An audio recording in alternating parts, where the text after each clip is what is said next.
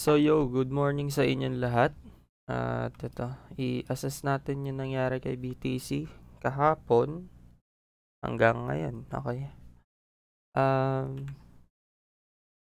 Kahapon dito sa ang expect ang ano ko dito, expectation ko dito is magda-dump na siya pagdating dito. Pero hindi nangyari. Bakit?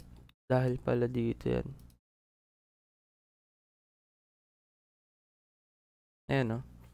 Point of interest nandito, no? So, dyan naglalaro yung mga market maker and retailers. Plus, confirmation sa volume profile, nandun na yung value area high at mas mataas na dun yung candle. Tapos, rejection sa volume profile. Itong nandito sa value area low, yung candle na to. Tsaka ito, pwede na rin. Okay, tsaka siya nag-pump. Ngayon, since nandito na siya sa price na to, ang ano ko dito is babalik siya inside the range. Tapos, i-retest niya tong Monday. Itong support natin. Tapos, pagka na-retest niya yan from below, check niya kung mabibreak niya to. Ngayon, pag na-break niya yan, possible niya abutin na to, no? Yung pinaka mula sa previous weekly high niya. Ito. Hindi niya naman naabot dito sa pump niya na to Pero, duda ako na abutin niya pa to. Kasi nakuha niya na to. Ayan, nakuha niya na yun, no? Na-reach niya na.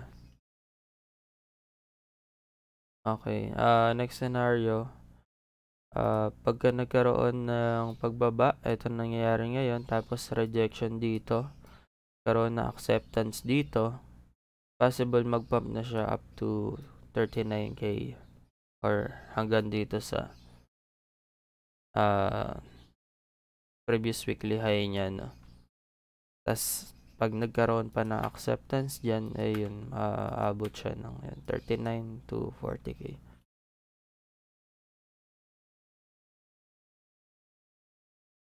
Okay, so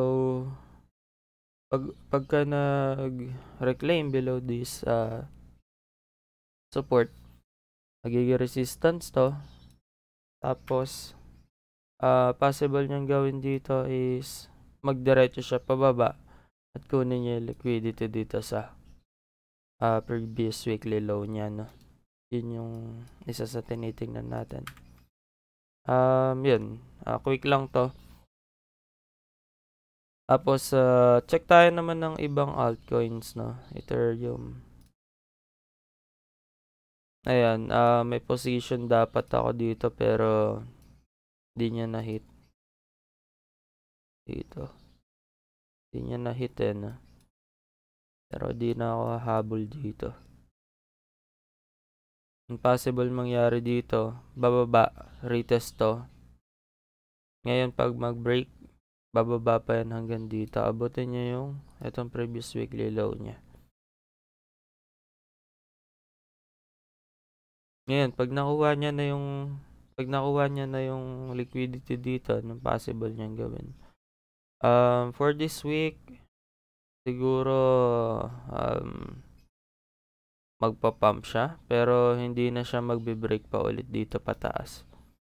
Kasi ngayon pa lang medyo matagal na yung pagbaba niya. And I think matatapat yun ng Saturday. Friday to Saturday. Yan natin kasi maraming pwede mangyari sa cryptocurrency. Mabilis ang galaw dito, no? Then din sa SOL, ayan nag-reclaim above this trend line. Check natin kung magkaroon ng acceptance dyan. Pag nagkaroon, possible siyang pump, no? Abutin niya to.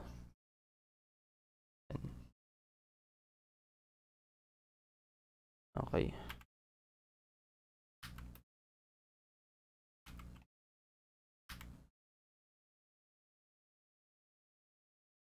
Naka-position ako dito sa bandang baba ng resistance. Check natin. Okay, kung mag-play. Yan lang guys. God bless sa inyong lahat. Happy trading.